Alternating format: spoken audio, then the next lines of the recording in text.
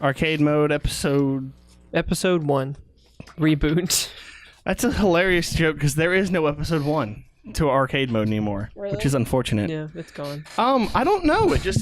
Google won't load it, and Squarespace sucks. We host our stuff on Squarespace because they're cheap, and the issue with Squarespace is every once in a while the MP3s just stop working, and so I have to re-upload them, and I've lost the original arcade mode, so I can't re-upload it. So it's just gone. Just gone. It's gone forever. It's in the ether. All right. It still shows. It won't even show up on Google stuff. I don't know why. There's an error. Tetris 99 is garbage, and I love it. I can't play it. It's so funny because... Is it an app? It's on the Switch, so you have to have the online. It's free. You can download it. Yeah, but if you don't have the online... I have online. Oh, well. Why would I not have online? It's just so funny because... and it's Tetris, so there's a lot of older people that are really good at it. So you're getting destroyed by someone just named like Kim and John. It's just like that damn remade theme song for it. Man, I didn't notice. I was too busy getting whooped. The lack of tutorial. I'm looking for it. And it. Okay, well we'll come back. That thing. We'll come back to that. That thing. Yeah, it's like basically it's like they took a techno rave beat and just put it behind the original song from the Tetris. The Tetris song was already pretty techno rave. Well, that's because it was made with like MIDI. That's like as techno as it gets. I took a couple of notes on Doug Bowser as well.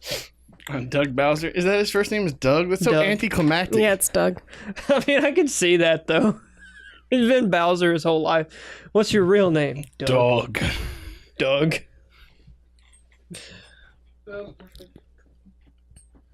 I got really turned off when I found out he used to work for Procter and Gamble. Oh. But then I figured out that Reggie did too, so. Reggie worked for a lot of people. I miss Reggie. Reggie was the best thing that ever happened to the gaming industry as a whole. That motherfucker walked out in like 2004 when they were announcing the GameCube and said, "My name is Reggie Fils-Aimé. I'm about kicking ass. I'm about taking names, and we're about making games." That was his introduction. Oh my god. That was how he introduced himself as the president of Nintendo of America. That's amazing. He walked out on stage at E3 and said that about Nintendo. Like, I'm pretty sure that's the first time ass has ever been used in an official capacity with Nintendo. Yeah, Nintendo's a very Japanese company. So yeah. And they had to hire a very not Japanese guy. That's why they hired him. That's why they hired him to begin with. I'm going to miss Reggie. My body was not ready for him to go. Anyways, that's a good segue into the actual beginning of this. Hello, Internet peoples. You're listening to Arcade Mode, or you're not. Either way. Episode 1. Oh, Jesus. I'm Brad. Jacob's here. Hey. Andrea's here. Yo. Josh is asleep. He might show up at some point. Maybe, but probably not. Not my problem. It's not our problem. If he shows up, we might talk about Minecraft, that dinosaur that just stayed relevant. Dude, have you seen the new updates for Minecraft? It's crazy. There's like campfires and compacting. I would love to, but I can't make her play with Compost. That's what I'm trying to Really? say. Compost. Yeah, so you can make bone meal. That way, people that play on peaceful. You can make bone meal? Yeah, that way if you're on peaceful, because you get can bone grow meal. stuff. Yeah, you can actually. That's really cool. Do you think that's cool? You should see the mod we have for the trees. They actually grow. Really? They start off as like a little sapling. They actually slowly get bigger and bigger. That's so cool. And they actually have branches that come out. I know we were going to talk about that first, but okay, we'll come back to that. I love Minecraft. I wish I could get Andrea to play it with me. It's not like I haven't played it with you before. I know before, but I mean, still when continuously for the rest of my life. When we get you a PC, you can play on our server. Yeah. I wish. Totes Malote's gonna do that. In theory, we could make a cross-platform server. Yeah, it's just not the Java edition. That's right, because it's actually compatible with everything, and she could play it on her Xbox. Yep. But she couldn't play with the mods. Yeah, no, but I mean, I don't care. I'd play Minecraft just normal if it meant actual people show up. That's but fair. That's off subject. What were we talking about? Are you playing Tetris 99 yet? I am actually. Are you playing it now? I finally realized how to fucking turn pieces. There are no tutorials. Yeah, So I got that. That's what you have to do. It's Tetris. Is that using the analog stick will change who you're targeting to attack. What? Really? There's like you can pick random or first place or about to die or people attacking you. And for every line above 1 that you clear at the same time, so if you clear 2 lines, 3 lines, or 4 lines, which is called a Tetris, you send garbage blocks to another player. So you have to clear more than 1 line at a time. That's your goal, is to keep clearing well, more I mean, than 1 line at a time. That's the goal of Tetris anyway. Yeah, I know, but I mean, like, Tetris. I'm only good enough that I can clear like 1 line at a time, and that does literally nothing. I'm good enough that I try to make the highest stack I can from the beginning. Someone just fucked me over. Well. I was 64th place. I mean, out of 99, that's still a F.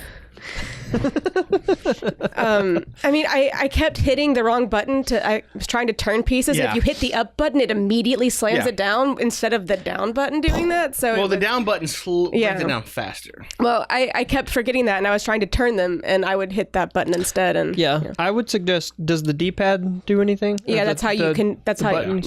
That's how you rotate it? No, that's how you move it. This is how you rotate it. No.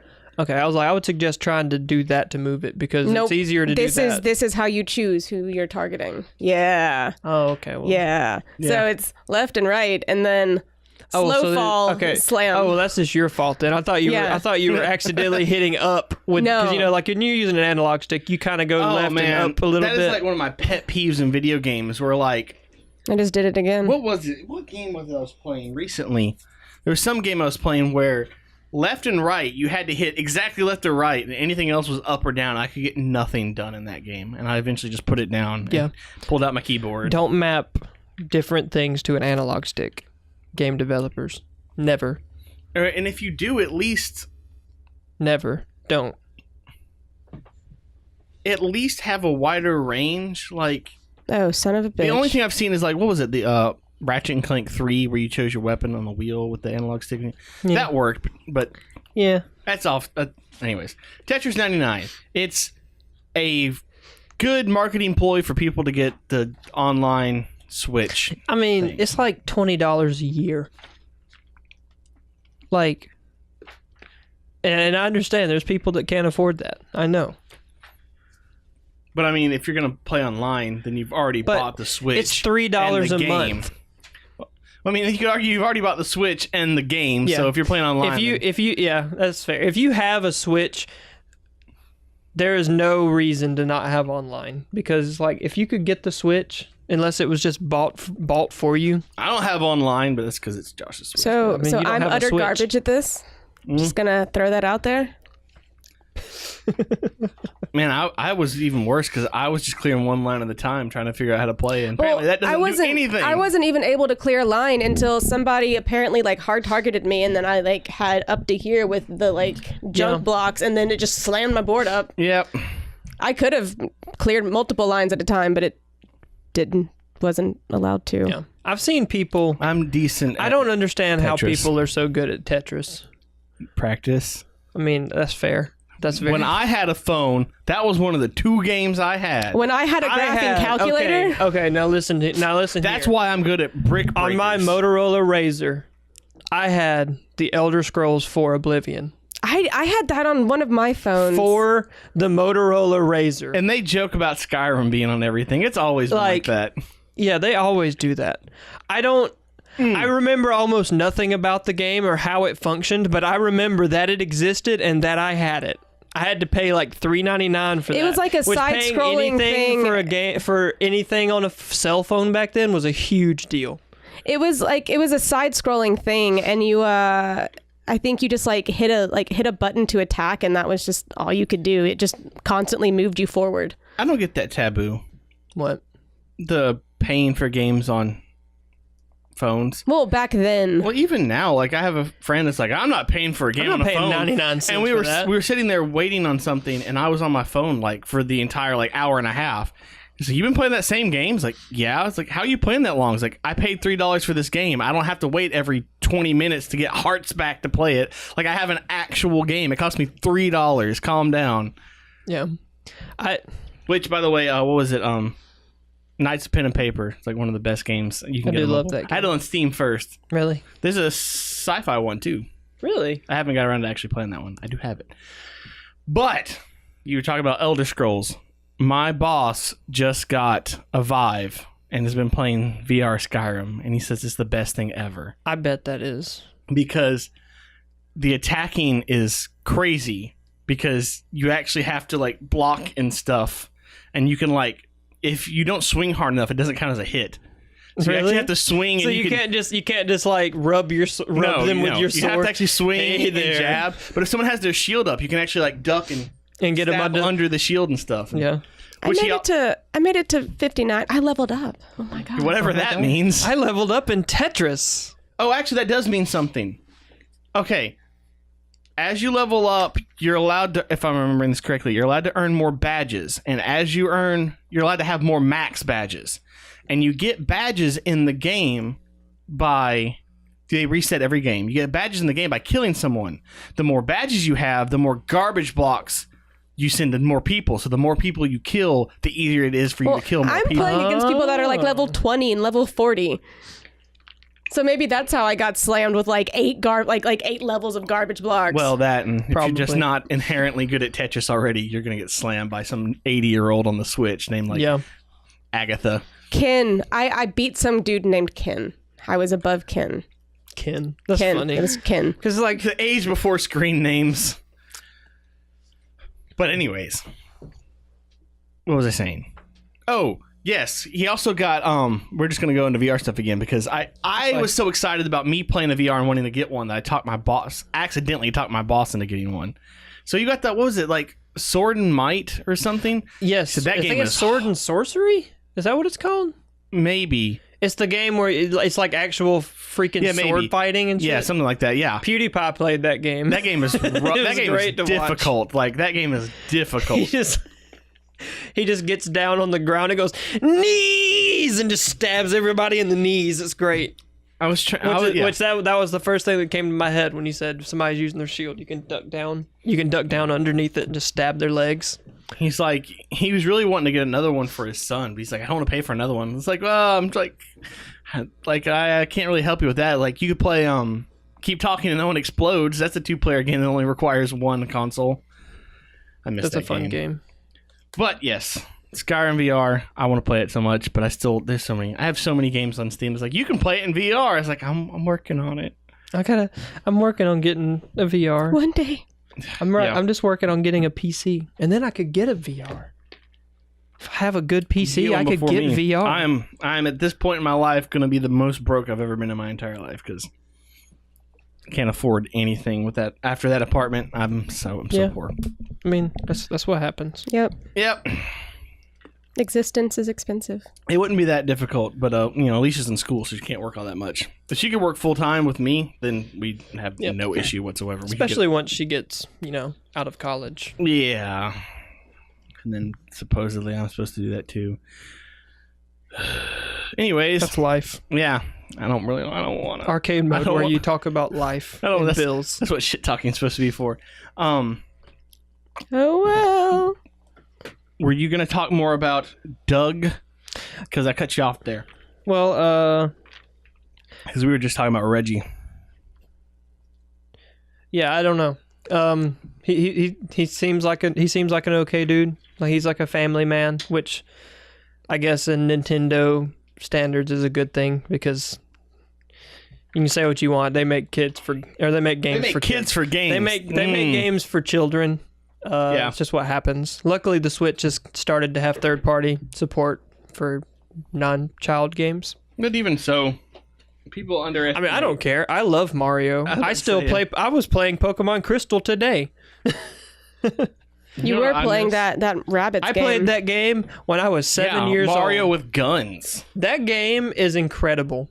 Yep. I will say that. I think I said that last podcast. I don't think you talked about it last time. That game is incredible. Mario plus Rabbids Kingdom Battle seems ridiculous. I was always under the assumption that I hated the Rabbids for the same reason that I hate those freaking minions because they're the same thing. Basically, but they're the same thing. Just one of them's yellow and one of them's a rabbit. But I love the Rabbids. The Rabbids just it fits so well. I don't know. It's great. Like Princess Peach Rabbid is the greatest video game character ever. Like she is hilarious. She just acts like a spoiled teenager the whole time. and she's just like taking selfies. And there was like so there's a point in the game, and I'm sorry, we're talking about rabbits real quick, just because I gotta talk about this. Hey, man. No, Do what you want. There is a freaking point in that game, and I'm gonna get back to Peach in a second, where you have to do. You have to fight the Phantom of the Boopra. Oh God! And he sings an opera to you in the cutscene, and it is fucking fantastic. It is so good. And then when you get him halfway dead, he sings to you again, and it is absolutely fantastic. Okay, and then so Princess Peach, the rabbit version of her, she's like a spoiled teenager. She runs around with her cell phone all the time. She's taking selfies of shit, and so there's a point where you have to fight Rabid Kong. It's basically a gigantic rabbit with a necktie. He's just Donkey Kong but a rabbit. And so you kill him, and he's falling off the map. And so, Peach Rabbit runs over to the edge of the world and is like trying to take selfies with him falling off. So then it just like switches to like the phone camera mode. It's just like still frames. It's just like takes a picture of him far away, and then the third picture he's just like right back beside her, like he was falling down, and then suddenly he's just right by the camera, right by her face again, and then the next picture is just her looking horrified backwards, and there's nothing there. It's just like, it was so unexpected, and that game is hilarious. I love it, and it's actually a really good tactical shooter, like XCOM type shit. I hate XCOM. It's not near as hard, I will say that. I have a whole issue with XCOM, but I don't remember. Yeah, did we talk about this in the podcast? I don't know. It doesn't matter. Because I remember I was watching a thing about how they never thought that game would work. Even the people that making it. Well, they thought it would, but they knew other people wouldn't. So they made like half the game before they even told Nintendo. Yeah. And then it got leaked, and people just bashed the crap out of it to the point they almost didn't finish the game. Yeah, and I'm glad the game came out and it got great reviews. Now, my problem with XCOM is XCOM 2 is like intentionally way too hard, and it's got a power creep that's way too strong to the point that like if you messed up at any point 20 hours ago in your game, you can't win anymore. So I was like, I don't like games like that. I had a game where I'm supposed to protect a dude, and they added new guys to keep you from acting like a normal team would. I don't understand the point. Instead of slowly and tactfully going in and like covering your corners and waiting to attack until the right time, they've added ways to force you to attack right then. So they've added like unnecessary time limits, which makes no sense in a turn-based game. Oh, God. And they've added guys that can run all the way across the map in melee. And so I'm starting this mission. I haven't had a turn yet. Aliens go first. Melee dude runs all the way across the map, kills the dude I'm supposed to protect. I lose the game. And I can't even load the game. I have to, if I try to load that mission, unless you've activated the cheat thing, there is no save scumming. You can't reload to have a different outcome. And so I have to wait and fail the mission and go back and reload before that thing even started. Otherwise, I just load the same mission and the same thing happens. And it's the most poorly designed, boring, horrific game I've ever played in my entire life. Like, they intentionally made it way too hard for the sake of being, like, almost edgy. And it's like, it's not fun. Yep. They just wanted all those reviews saying, this is the Dark Souls of tactical shooters. Yeah, but it's not the because Dark calling Souls. Something the Dark Souls of something is just what Dark Souls is video game good. journalists do. Well, imagine Dark Souls where if it's like towards the beginning of the game you didn't level up something right, and so you're completely unable to go back and level up differently, and so you just are physically unable to beat that boss, and your only option is to restart the entire game from the very beginning. Yeah, Dark Souls would never do that to you. Dark Souls lets you beat the whole game without ever leveling up or changing equipment. Jesus. People beat the game naked with their fist. I don't understand. I just don't understand. Get good. Get very good. I need to record you doing that in Fable. Yeah. Well, what else we got? Okay. Besides me complaining about how much I disliked that game, I really didn't like XCOM 2. It was almost fun, but it was just not worth the struggle. Almost. And they definitely lie on the statistics. Like, of what? like in XCOM, like it says a percentage. Oh yes, percentage to hit. I've seen the memes. Percentage to hit 99%. Gun barrels right in the alien's face. Miss. Just yeah, like, okay. They're intentionally showing you the wrong numbers to make you overconfident, so you die. Which is again, that's not fun. That's not good game design. That's just bad. That actually just sounds like shitty. Yeah, kind of. Did we even talk about? I don't even think we talked about Doug Bowser. Yeah, I think we mentioned Doug, but I was like, did we mention the fact that Nintendo is run by Bowser now? Nintendo, okay, and then on his photo that, you know, where he was like announced as being the guy, in the background are 2 plushies of Mario and Luigi tied up by a GameCube controller. Are you serious? Like it's like you did that shit on purpose. This man is a hostile takeover of Nintendo. We're lucky we couldn't see under his desk. He had Reggie tied up with like tape over his face. He didn't retire. He's just gone. He's just been taken over. I don't know. I don't know. Has anybody like analyzed Reggie's video to see if it was done under I don't know. duress? It could be. Like, I'm just gonna miss Reggie so much because Brad, right now, name the president of any company? Microsoft Game Studios. No, I got no idea. Name the president of Sony. Does anybody know that? No. But who the fuck was Nintendo of America's president? Reggie Fils-Aimé. Everybody knew him because he was the man who embraced the memes that were made about him. And if you can make memes about yourself, that's the mark of a true master. He was a weird dude. Yeah, I don't know how I'm gonna feel about Mr. Bowser. That's an interesting role to fill. I wonder if he'll take it he'll approach it the same way. Cause like Reggie was on. He was the voice of the people. He was on Game Theory twice. Well, not Game Theory, but Matt Pat's other show, Deadlock. Yeah. Oh yeah. He was on that twice. I never watched this. He did like didn't last long. He did videos with YouTubers. You know, he like went out and he was out promoting stuff, trying to get. Cause like the Wii did great, but then kind of after that, Nintendo's just like eh.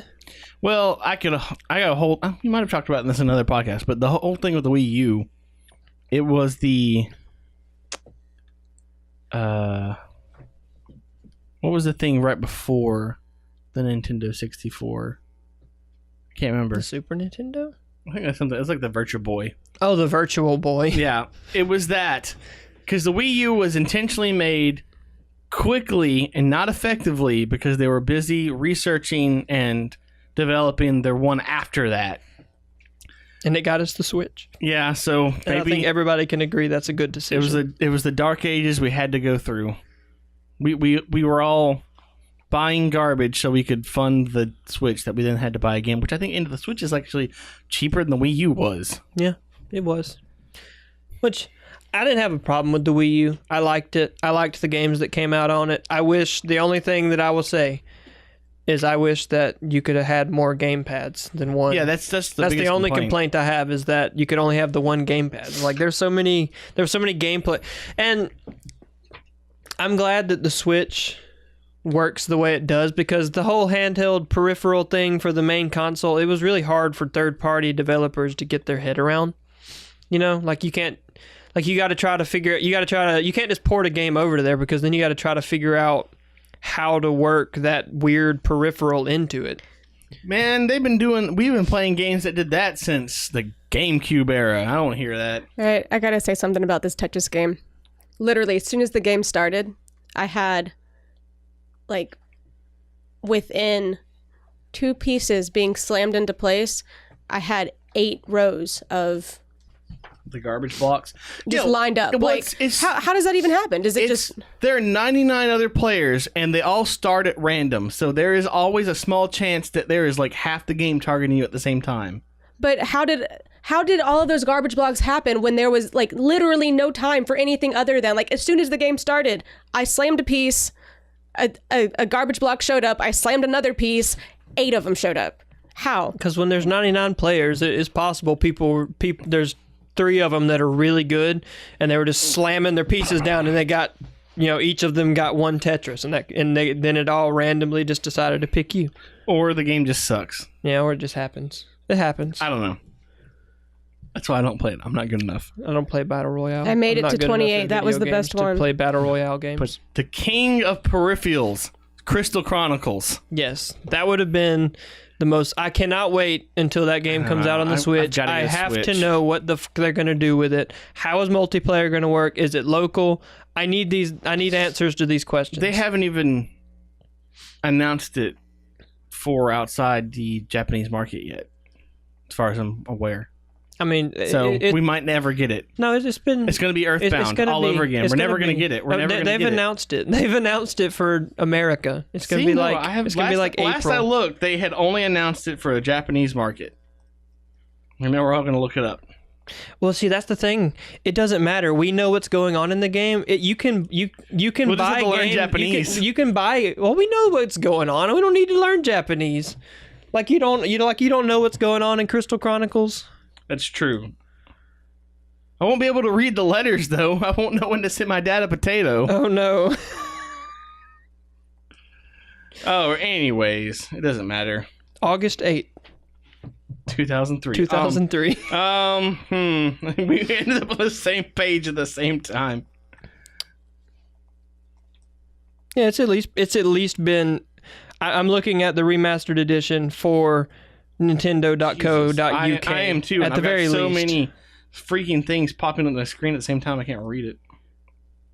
Yeah.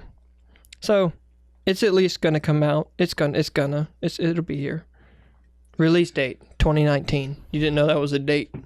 I mean, it is a date. It's just a very broad date. Very broad date. Crystal Chronicles is the most underrated game because to multiplayer it, you had to have all this garbage. And so people are like, this game is boring and it's hard. And it's just, you just don't understand that game when you've got three other people, all crowded around in this tiny little circle, just causing mass chaos. Yeah. And the actual teamwork that required to cast spells. Yeah. God, like, it's so easy in single that people don't understand. They're like, this game is weird, it's hard because I need to multiplayer. It's like, no, single player is easy. You want to cast haste, you just haste. You want to cast haste in multiplayer, you better hope you have 3 very coordinated people. And you got to somehow manage to find life and fire and... I can't even remember anymore. I don't remember. We'll have to figure it out again once it's like life out. And cure in an element, I think. Maybe. In a particular order. In a specific order. And timed differently because the difference between... It doesn't matter just who goes first. It matters how long the second person waits after the first person casted it. Jesus, yeah, which will be the difference between Cura, Curaga, and Curaga +1. Or fire, ice, fire. Just all of it together. That would make Gravity, wouldn't it? Yeah, it would. Anyways, I love Crystal Chronicles. It sucked because I never played it. You had your GameCube, and you had to get cords that plugged Game Boy Advances into the GameCube, and you had to use the Game Boy Advances as controllers. Well, because it was like multiplayer, and the Game Boys was your menu screen. Everyone had their own menu screen on the Game Boy, so you didn't have to pause the game to rearrange your stuff. The game moved on without you. There was no pausing. And it was just like you had. I think even when the game was paused, you couldn't access your menus in multiplayer. No, if the game was paused, it just said paused. on the screen, which sucked because anybody could pause it. Well, hit start. We got a lot of good memories about that game. Like the time... I'm so excited for this year on the Switch and Final Fantasy because every Final Fantasy game that I love is coming out on the Switch this year. Final Fantasy X, 10-2, 12, and Crystal Chronicles. Those are all my favorites. Crystal Chronicles is barely a Final Fantasy game. But at the same time, it's the most Final Fantasy of all Final Fantasy games. Because it's weird, it's quirky, it doesn't make any sense. Completely and totally about crystals. 100% about crystals. Yeah, and it's crystals the whole time. My favorite Crystal Chronicles memory is the time, because to explain to people that haven't played it, each player had a randomly assigned something when they were playing. You'd have like the monster info or a map or I wasn't even talking about bonus, like the treasure map, the monster map, or just the regular map. And you once had the regular map and a cure ring. And so you left the circle, which should have killed you, and just cured yourself into finishing the game before we even caught up. He has told me about that. Yeah. It was impressive. I actually think I had the monster map because I just went through killing all the monsters. I mean, that works too, I guess. It doesn't really matter. I just left. I was just like, because So if you haven't played the game, like you basically have a little. It's the chalice. It's the crystal chalice that you have to carry around. That's where you're going to get the myrrh to purify your crystal in your hometown. But you have a little chalice, and the game camera centers on the chalice, and it has a ring around it. That's basically like close to the edge of the screen. Like I mean, it doesn't. But the game centers around the chalice, and you have a big ring that you can. You have to stay in there, but if you leave the ring, you start dying slowly. Like, poisonous world. Yeah, the whole world is poison. The whole world is poison, and the crystals purifies the areas. So that's what I would do. Is once I got. Okay, so it's important to also explain kind of what the cure ring is. You didn't get to keep spells; you just found them in the map, but you could find rings of the spells that allowed you to keep them afterwards. And I got the cure ring, and it was a mistake for everyone but me because I just never stayed in the circle anymore because I could heal myself when I got out there, and I would just basically run. And just keep running around and moving in different directions until I started dying slightly faster, indicating I was being attacked by a monster. And I was like, oh shit, better cure myself, switch to attack, and just swing until I stopped getting hurt so bad. One of my favorite things is that we were fighting the last boss, which is a weird boss. All the weird stuff of the story starts to come together. And it's weird. I would love to see Andrea play this game for almost the same reason. Josh was playing as this, every race blocked different. That was like the only difference in the race besides some racial only. Yeah, they started off with different stats, which made no difference. But you could, by the end, you could. The way Josh's race blocked, instead of like putting up a shield or dodging backwards, he would just turn invisible and nothing could attack him. So we're fighting the last boss. And everyone's dead except for Josh, and he's got the life spell. So he would just turn invisible the entire time. When someone died, he'd go, life, and then turn invisible again. And so he's just like cowering in the middle of the map, like standing under the boss. Completely invincible, because nothing can hurt him when he's doing it. And so it was just, ha, ha, ha. So the strategy was just like, all right, Josh, you're going to hide in the middle of the world with life and just bring us back to life when I wish we were that coordinated. That's just how it happened. We were really under-leveled because we had beaten that game so many times. We just knew how to... We just knew how to get there. Yeah, although... I'm trying to remember. Did we ever actually figure out the puzzle to get the Holy Chalice, or did we just look that? I think we just looked. We just looked it up. I would have never figured that out. That was back in the day where all guides were done in like text files on game on IGN or something. I wrote my own for that game, actually. I had the drop rates of like certain maps that other people didn't have. That was way back in the day. Anyways, way back. I miss Crystal Chronicles. Me too. That is going to drop sometime this year. Yeah, I got to figure out how that works because I'm gonna, if it's easily multiplayer with you guys, I'm gonna get a Switch. Until then, probably not. Yeah, I understand. Nostalgia bait, but still, that game was good. It was underrated. I can't believe they're remaking it because I thought everyone hated that game. I know. I thought everyone but me hated that fucking game, and I'm so because it's such a weird game. Like Final Fantasy gets weird, but Final Fantasy Crystal Chronicles is almost as weird as it gets. But it's so well designed. But then again, it at least it warranted a couple of sequel spin-off things. I guess those were garbage. Those were terrible. The one for the Wii one was weird. It was not terrible. Actually, the one I was going to say was terrible. It's not. It wasn't Crystal Chronicles, though. Crystal Bears was not. It was not Crystal Chronicles. There was one for DS. Ring of Fate? Yeah, that one was good. I think you actually saw the cataclysm happen in that one. Really? Yeah. Interesting. Because the whole game takes place in Rabina Terra. Fantastic. Yep. I hate that. But that one is... That's the worst. That's the best one. That's the worst fucking level. That's the thing I love about that game. You cannot beat that game. You cannot beat that level on single player. Sure you could. No, you cannot. You have to just farm artifacts. It's impossible. You can't do the puzzles. Yeah, you can. You can't do the puzzles. Yes, you can. It's impossible. The single player is different. It lets you just do stuff. But the leveling in that game was weird because it was all artifacts.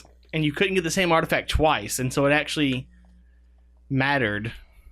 And the multiplayer mattered even more because you didn't know which ones you had yet until you went to pick, and so you're like, oh, hey, look, I can't pick anything because I let someone else take it. And you had the bonuses, which you couldn't even see the bonus in single player if you didn't have a GameCube. So you had to have a GameCube to play that game, even in single player. Yeah. Yeah, I can see why people didn't like that. Because the bonuses they were still there, but you couldn't see them. You just had to hope. Like kill monsters, pick up money. And the fact there's only 15 different levels? But as you progress through the game, they all get harder and change, and so it actually and that's something harder. They said is that in the remake they're gonna add stuff. They're adding stuff. Have more than 10 levels. They said I don't know what that means. They said that they'd be adding new things for returning players. It's very vague. But even if it's just one new level, oh well. I don't care. I'll play this. I played that game so much, I don't even care.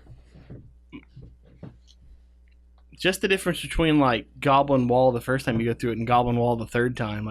All these stupid paths open. I hate that mission. I hate that. I don't play Goblin Wall. I don't play the orc one either. That looks exactly like Goblin Wall except it isn't Goblin Wall. Mine of Cthulhu. That's the one. Oh, I hate that. You just skip those. It's unless you need fire, you just walk up to it and get fire and then you leave. It's because you have to. I hate the mine because you have to follow the mine cart. So you hit the mine cart and it just zooms off and you pick up your chalice and just have to slowly walk up to the thing. Put it back down. Hit it again. It's not a fun one for multiplayer. All right. We gotta stop talking about Crystal Chronicles. Talk about Crystal Chronicles forever. We could.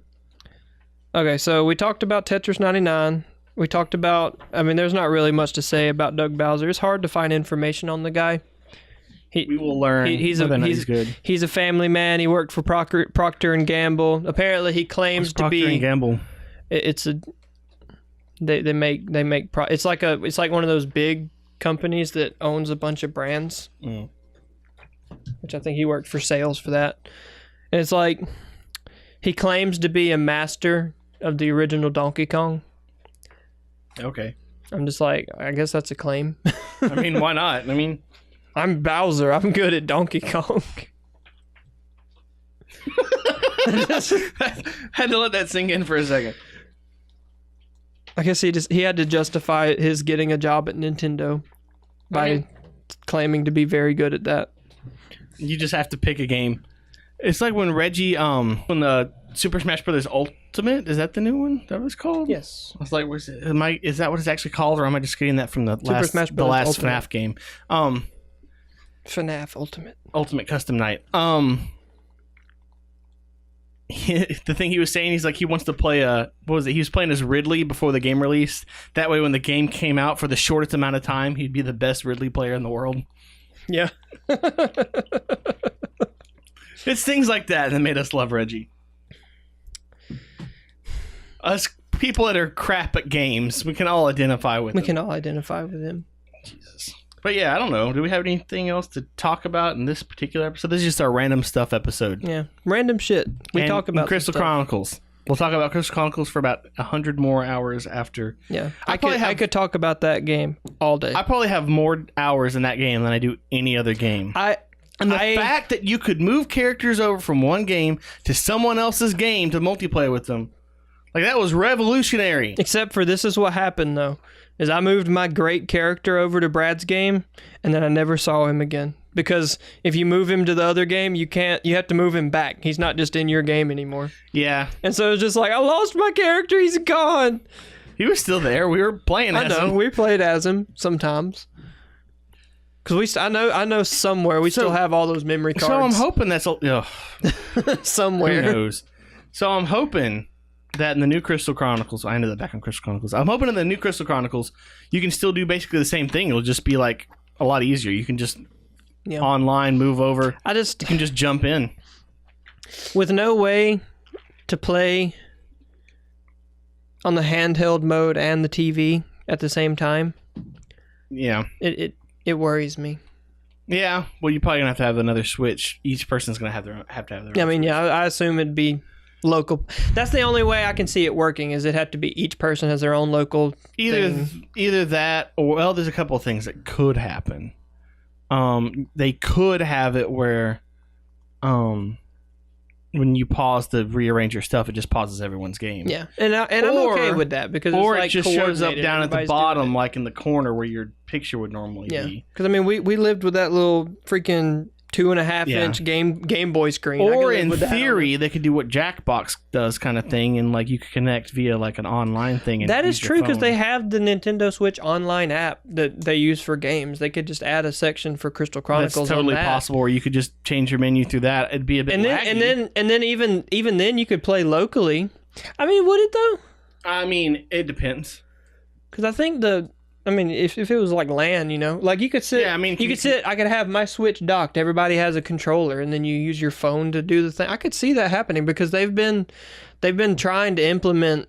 They've been trying to do that app. Like they released the Switch online app before the online service came out. There you go, Nintendo. That's our idea. If you're not doing it, that's actually a pretty good idea. That's a good idea. Use your phone because like.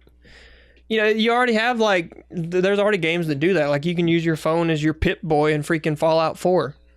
Yeah, I wish that, So, like, that's the most logical thing to me because they literally have the app. Granted, how would you do it if you didn't have the app? But at the same time, I mean, they did that with GameCube and they didn't care. If you don't have a Game Boy, you just don't play multiplayer. I mean, even if... They probably could have some backup thing, like you just pause the game. And it would suck, but it wouldn't be the worst thing in the world. Like, I mean, we usually all wait for everybody to get ready anyway. It's not like it would be different for us. The only thing there's a lot like, of people that like aren't as patient as us. Yeah, well, it'd be like, the worst thing would be like when one of us dies, and I just like reflexively just knew where my Phoenix Downs were, and just and equipped a new Phoenix Down. Yeah. So that was a weird game. Brad always had the Phoenix Downs, and Phoenix That's another good story. Phoenix Downs work exactly like the life spell, but it's just centered on you. So if you have it equipped. If you have it equipped, yeah. You have to equip it to your command bar or whatever. So we're all dead, all three of us. Brad's the only one left alive. We don't have life. We're running around. Brad goes up. Yeah, because when you die, you run around as a ghost. Yeah, you still stay around as a ghost. If I was the last one alive, which I was because I maxed out in defense because I would just cure people. And so they would just run around as ghosts waiting for me to die. And when I died and got auto-resurrected, it would resurrect everyone at the same time. All of our ghosts would just huddle around Brad's corpse. And then his Phoenix Down would bring all of us back to life. So Josh was carrying all my stuff because my inventory was just full of Phoenix Downs. One of my favorite stories of what happened is somehow I ended up with life. I was the guy that had life. We were playing, I don't even know what it was. For some reason, the boss was really hard. We were having a hard time fighting. I think it was actually Rubina Tara. If you had life... It was the crazy ghost, and that guy was hard. If you had life, I would guess it was pretty early on. It meant that we didn't have all of our command slots unlocked yet. So I'm running around. I have life. Everyone's dead but me. I'm running around. I'm trying to bring somebody back to life. I end up panicking. I just miss him completely. Boss kills me. And I managed to get life off right before I died, and I brought myself back to life with the life spell that I casted. Because it lasts for like a good 2 seconds. So and I was just like, I used it because I said, oh fuck, I used it on myself. Oh shit, I used it on myself. And I was just so excited, and then we ended up not losing because I had a fluke. See, and the thing I like, well, I guess we're just going to talk about this game forever. I love the aesthetic of that game because... It was very serious. Like Rubina Tara had the Ghost Mage. Chronicles. I just still don't know how to say that. Conal Karash. That's how we said it. Coral Crotch. I don't know. Conal Karash. It had a dragon at the end, and then you had ones like you started in Tita, so the other one was Tipa. You fought a house. It's just a big house. The boss was a house. Big house. Looked like it had like a cactus face or something. Yeah, it was just a house, and it just got up and got legs and started smashing you and started shooting lasers out of its face. Are you sure that wasn't Baba Yaga's house?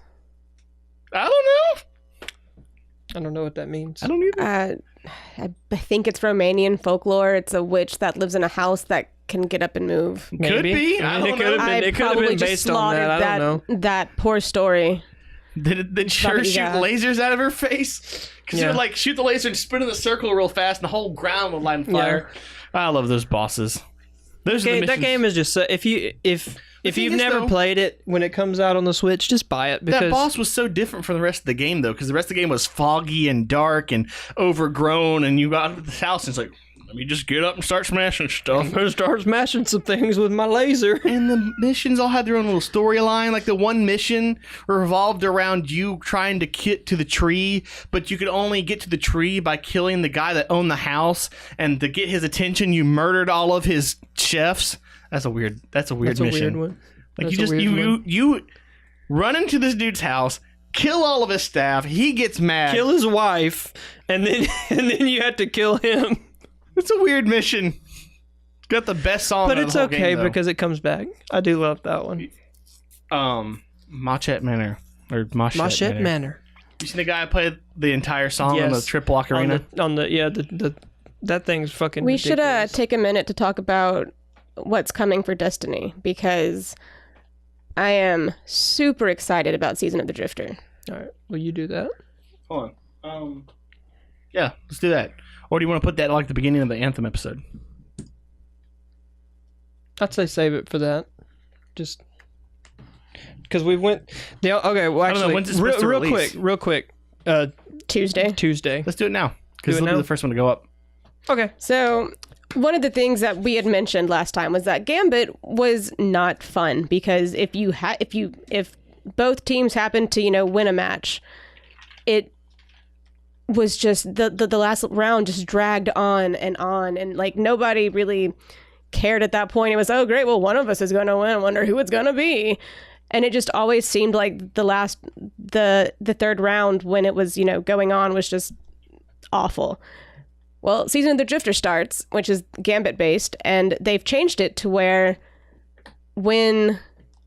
if both teams win one match, the third round becomes basically a sudden death match. Whoever kills the primeval first gets it. You don't have to collect votes. You don't have to do this. You don't have to do that. It's just straight up, all right, cool, here's your primeval, go. So for those that don't know, Gambit is a game mode in Destiny 2 that is basically Anthem. it's a PvE VP mode where like you have two teams fighting, computer enemies or whatever, just fighting regular enemies, and you can invade each other's side and kill each other to stop it. And so once you finish everything, a big boss comes up and you can fight. You have to fight the big boss. So what she's saying that they changed is you had to go through the whole round 3 times if nobody won. You have to collect 75 modes. The Have to last get all those round- modes banked. The last round is literally just you spawn, boss monster spawns, first person to kill the boss monster wins.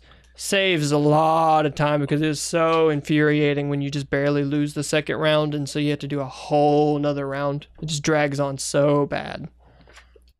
Okay, so another fantastic thing is that they added these surge bounties that'll, like, there's a couple of them, and once you finish them, you will automatically be at 640 power, which is like, I guess, where the power level that the thing starts at. And they actually listened, because back when Black Armory dropped, you had to first forge starting level was 610. It's not bad, you could do it, but then the next round was 620, and then the next round was like 625. So they actually listened, because a lot of people were complaining that you get to Black Armory and you've paid money to access this content, but you can't do the content because you're not high enough level yet. So you're back to doing the same grinding that you've been doing for the last 4 months just to get up high enough to actually be able to participate in the content that you just paid money for. And it was really disheartening to like, cool, we're like 608, we can do this. You get into it, you like manage to get the first boss down, and then you get killed in the next round, and it says recommended power level 615 or 620, and you're just like, what? We did that first forge so many times that we stopped playing it for a solid 2 or 3 weeks because we were so mad that we had to, okay, cool, we got the first round done, let's go grind for another week to get up 2 more fucking points. And it was just this whole annoying grinding bullshit that, granted, if you don't have a job and can play Destiny all day, it's not a huge deal. and you're not a filthy casual like most people are, it was fine. But for the people that wanted to get home and play Destiny after work and wanted to do the new content that they just paid money for, they couldn't fucking do it. So they actually listened, and in the trailer for the season of the Drifter, one of the guys said, no one wants to spend 10 hours grinding it out just to play this new content. No, you fucking think? Yeah. So that's why I'm glad that they added those things, because you can pick up the game, you can get the annual pass, and then you can do some bounties from him and immediately get to the power level you need to do. They said it takes an hour of your time to do all the bounties. So you get on there, doesn't matter what level you are, you spend an hour, and then boom, you're max of what it was before they increased the power level again. Is 700 before they increased again. Is also irritating. The important thing, other than them just changing the last round, they also added a new Gambit mode called Gambit Prime, and Gambit Prime is just straight up one round, do Gambit, kill the Primeval. The new power level is now 700. So it's irritating because I don't like wearing different pieces of armor because they don't go together well. The shaders that you have look different on each piece of armor. So one that it just none of it looks right. So you end up looking like a weird murder hobo. This is about fashion. Nothing matches. And for once, I'd like to be able to have my stuff at the max level and not have to just go, oh, well, guys, I guess I got to get rid of this piece again. I finally have all my gear optimized to go with the guns that I'm using. Oh, nope, can't do it now. Because it's kind of a double-edged sword. What's the point of the game if you're not leveling up anymore? Once you reach max level, all right, I don't get any tangible rewards for this anymore. Yeah. But at the same time, when you get to max level, you actually get to try out all the things you get because you don't have to worry about it. You actually compromising your power level. You actually get to optimize your character, get all of the gear that has the bonuses in the places that you want that'll go with your play style, instead of just, well, this one's five points higher than this piece and I need it if I'm going to be able to do this particular content, so guess I'm not going to be able to use this anymore. Guess my super's not going to come back as fast anymore. Oh well, it's not like I liked having that anymore. That's what I worry about Anthem. Because if World of Warcraft has taught me anything, it's that raising the max level / power level is not new content. It's just more grind. Yeah. Which is why, again, I go back to this game that I kind of hate for reasons. But Guild Wars 2 has never increased the max level. It just added content that was much harder, and you just had to get good in a different way. Yeah. They did add mounts, which you'd think would be but the mounts actually require you to think about how you're traveling the terrain because there's different types of mounts. Yeah. And so it's actually part of the storyline. And the other one added, the other expansion added gliding, and you actually leveled up. See, that's what they did. Instead of leveling up your max level, you had mounts, and you could level up the mounts to different ways to get new stuff. And the glider, you could level up the glider, and you leveled up stuff. What's the word I'm looking for? You leveled up stuff that was independent to where you were at. Like in the Heart of Thorns expansion, there's this group of frog people that speak a weird ass language, and if you take the time to actually, because once you hit level 80, you have a new XP bar, and when that levels up, you can spend mastery points in it, but you have to actually get the mastery points by doing stuff in the game. And so instead of grinding for items and levels, you're actually doing challenges that go find the secret thing, or go beat this boss, or go do that. And then one of the things you could unlock was those weird frog people. You can now understand their language, and it opens up a whole new sets of armor and stuff because you can talk to the frog people. One of the things with Destiny, Not that I've done that. Destiny is supposed to be about the end-game content, but there's end-game content now that was end-game content that's now just content. Because people don't do it anymore. The end game keeps getting higher and higher, so this old end game content is no longer they add all this end game shit. content. And I think that it's great that they increased the level cap. It does make some things easier, and more accessible. Like once you've, like, oh, well, I haven't been able to do that. It was really hard, had a really hard time, but now I can just breeze through it, which is, cool in its own right. But it'd be nice to, actually be able to participate in the game and like, cool, I really like how this is set up. Let's keep it that way because this is how I play best, and not have to keep grinding, because there's stuff that I want to do that isn't grinding. And I don't know, it would be cool for, at least one of the like the season passes or the seasons to not have an increase in power level. Just here's new shit, have fun. Yeah.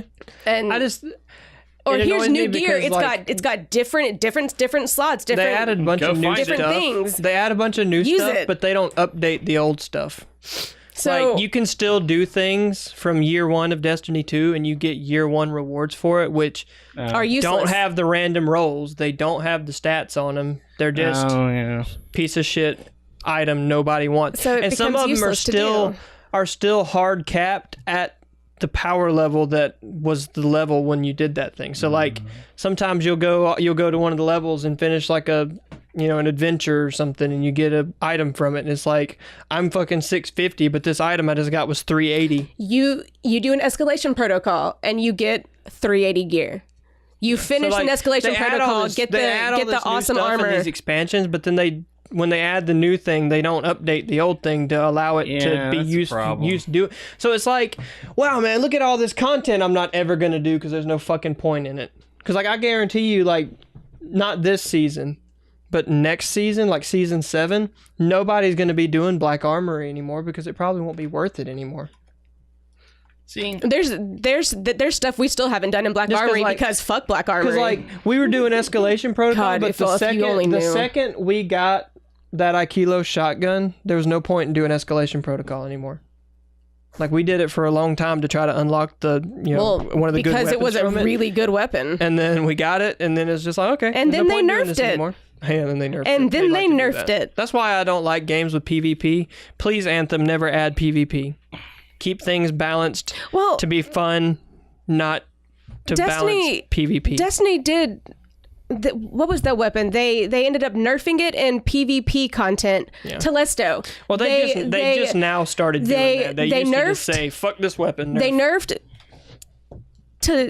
Telesto for PvP because people were bitching about it. But they actually made it stronger in PvE because it was an exotic weapon that really didn't feel like an exotic weapon outside of PvP combat. So they actually made it more useful in PvE, which I'm perfectly fine with. I like using fusion rifles. They're one of my favorite weapons in that game, and Telesto is a really fun weapon to actually use.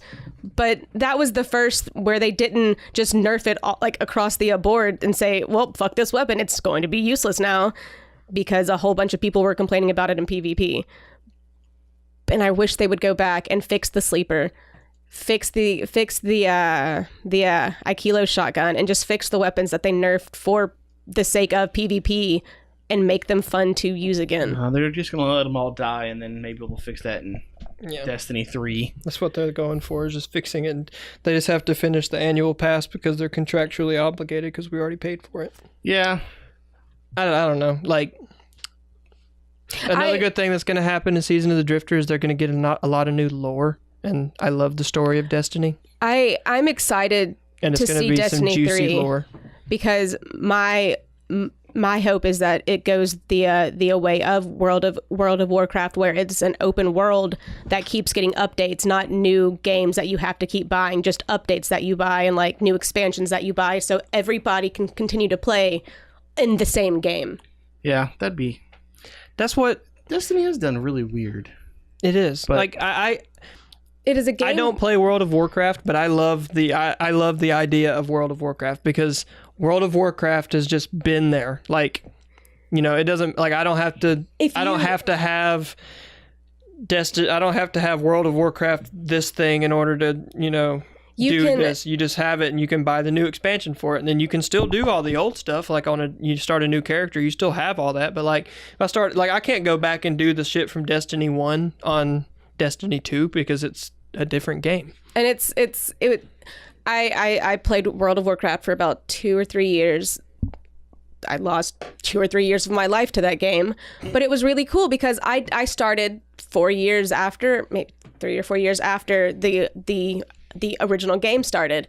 So there was content that I didn't get to actually do when it came out, but because I was a higher level, I could go through some of those old raids and dungeons and do them on my own and actually experience the content that I didn't get to experience before without having to buy an entirely like different game that doesn't correlate or doesn't go with the other one just to play it and experience it. Whereas Destiny 1, I haven't played Destiny 1 and I'm probably never going to because I have to make a whole new character, do the whole process over again.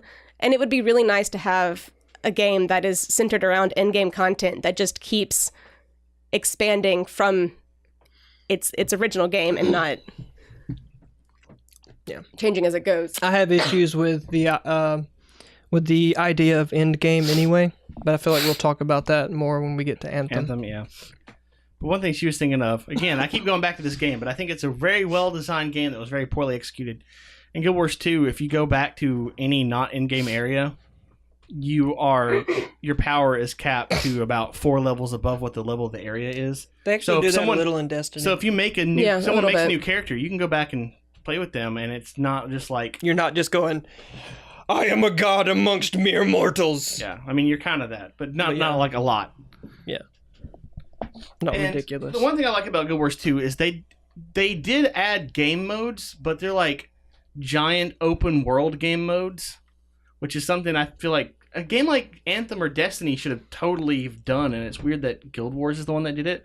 Like this is one area that's just like a constant seize the castle kind of thing, except versus NPCs, and like you're the entire time you're trying to stop this horrible thing from happening, and if you end up losing, this huge sandstorm and you can't see anything when it's going through. And it's a really fun game mode that like it's like, why am I playing this it would have been perfect for something like Destiny. It's like, why am I playing this as a mage in a weird, I don't know. And maybe they'll get things like that, you know. You should see at the moment the very last world event in Guild Wars 2. It is just massive, because the problem is like in Guild Wars 2 you have things like Takeover, which was supposed to be this horrifically hard thing, but once we figured it out, it's just like I can lead a group of 50 people and beat it fairly easily.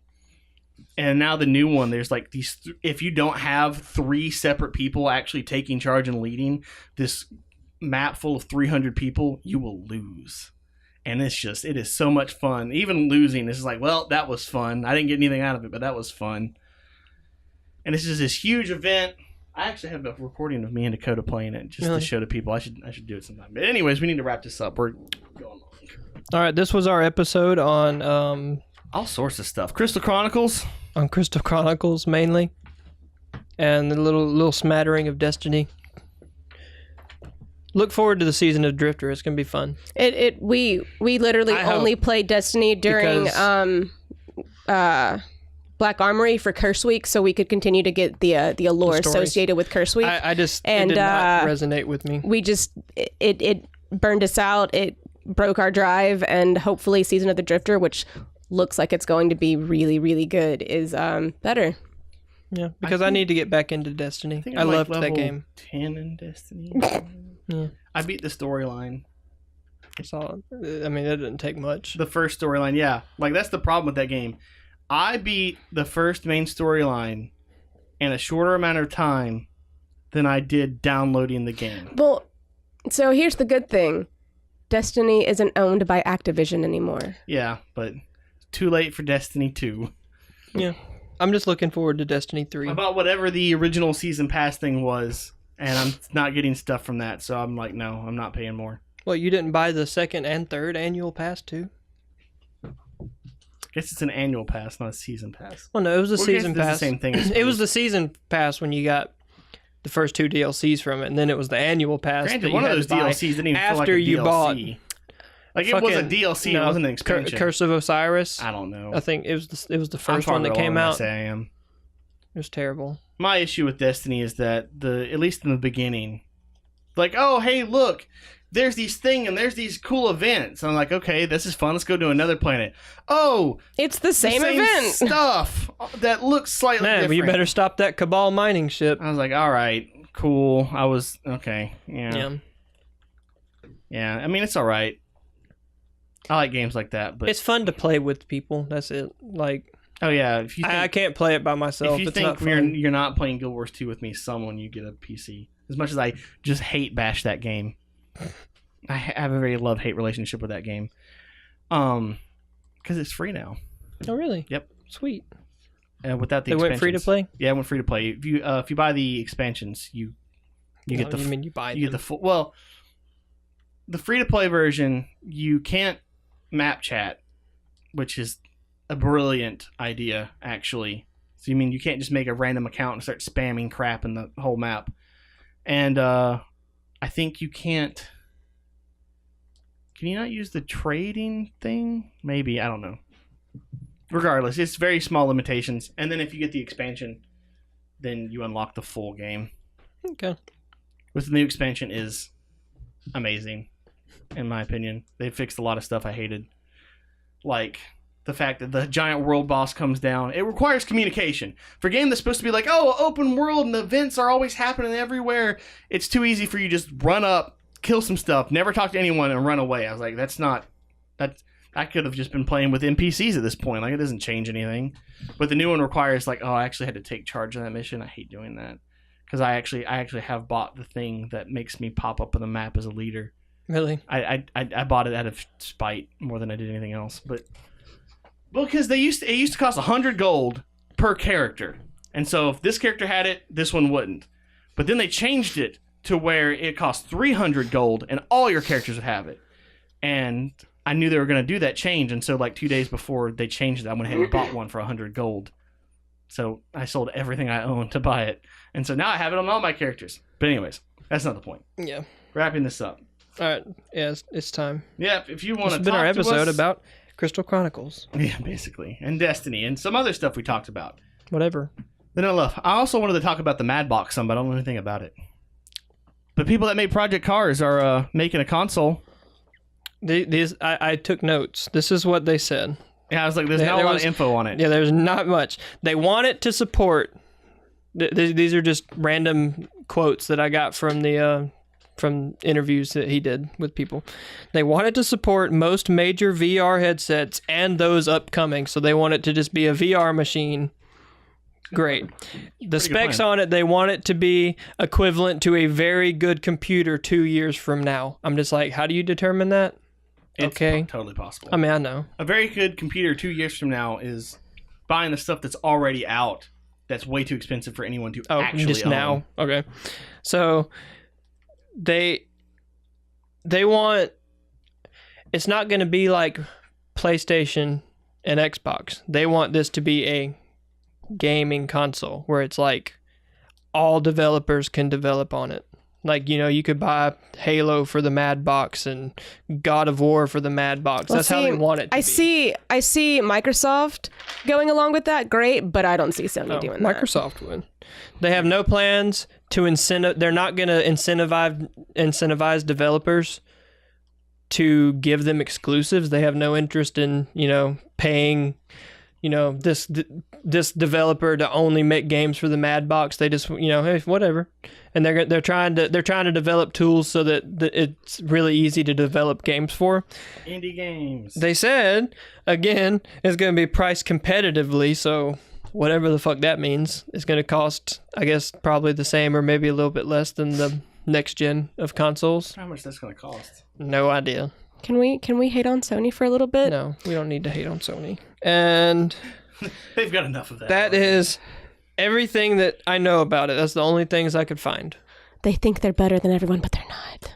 Yeah. Well, they only think they're better than everyone because they completely swamped with the PS3 and got destroyed by everyone else, and then completely annihilated everyone else with the PS4. Yeah, because but Microsoft was just like, "Fuck all you guys," and then that's how the Xbox One release. The guy came out on stage that and wasn't just middle fingers blazing in the sky and said, "You got to be online all the time. Check in every 24 hours. If you don't check in every 24 hours, you can't play any of your games. Also, we have a lot of DRM, so fuck you." That was a weird decision. And then they completely revoked all of it, and now the Xbox One's great. I love it. They learned a lot that day. They did. That was a weird decision. Like, especially in poor America, decision. where like 90% of people barely have internet. Yeah, right. America sucks. Welcome to America. Anyways, It's now over. We talked about the Mad Box. That was it. That's all. That's all the information I could find on it. I looked everywhere. yeah. Well, I know they're having that competition where if you like, they're looking for a marketing slogan. Yeah, marketing slogan. And if you're the one that comes up with it, you win like $15,000 in all the games that'll ever come out in the Mad Box or some crap like that. For life. Games for life. That's cool. That's pretty cool. But yeah, that was this super long episode. If you want to reach us, you can do it by emailing us at nerdlykingdom.com. Not .com. Yeah, nerdlykingdom@gmail. That's what I'm saying. At gmail.com. Put something in the subject that says you're talking to us, the arcade mode people. I don't care. We also have Instagram stuff, but I don't care about that. And so if anyone wants to post their or plug their stuff, they can. Lori and William are big on. Well, Lori is. I don't even know what my Instagram is. My last Instagram picture was me posting a picture of a fork and going, "Am I doing this right?" Most of my Instagram is my dogs. I use it's dogs. company Instagram a lot. I post a bunch of promo stuff. I actually have a promo ready for our last episode about her talking about Destiny, and I just never got around to. I'm pretty sure I'm the Jacob Lowe at the Jacob Lowe on everything. If you look up at the Jacob Lowe on something, you will find me probably. I'm apparently Andy Knack, just ANDINACC. Andy Knack. Don't know how I chose that one because none of my other stuff is that, but there you go. That's it. But yeah, I need to put that promo up, but I've been lazy since I went on the trip. You have the right to be. I'm on vacation, and I actually took an actual vacation from work, and on that vacation, I'll work on this stuff because that's just how I work. You gotta take a vacation to work. I mean, if I could just quit that job and do this, I'd do it. This is way more fun. Yeah. Although I hate editing promos. Like, oh my gosh, it's the worst. I have to subtitle everything. Yeah. I have to work through. Well, hopefully, if I can get a computer, I can just learn how to edit some things. It's not hard. I mean, I know how. At the very least, you could stream. A little bit. I could do that. That's what I'm working on now. That's my next goal is to get streaming stuff. The next apartment I'll actually be able to do because I'll have actual internet. This place does not have. I've got pretty good internet. It's just an issue of I have to set up something to do that. Because I can't stream reliably while my 3 idiot dogs are running around the house being retarded. That's fair. I mean, I don't know. They're all terrible. What? Oberon's the only good one. Don't say those things about my babies. Not that he's the best person to take an example from, but Toby Turner always did it with his dogs. Yeah. I mean, my dogs are cute. People would like to watch them. I know it's not an issue. It's not an issue of that. It's an issue of them being incredibly obnoxiously loud and us having to scream at them all the time. That's exactly what Toby Turner did. Yeah, that's what PewDiePie used to do. I mean, I think we could do Deutschland it. At Edgar.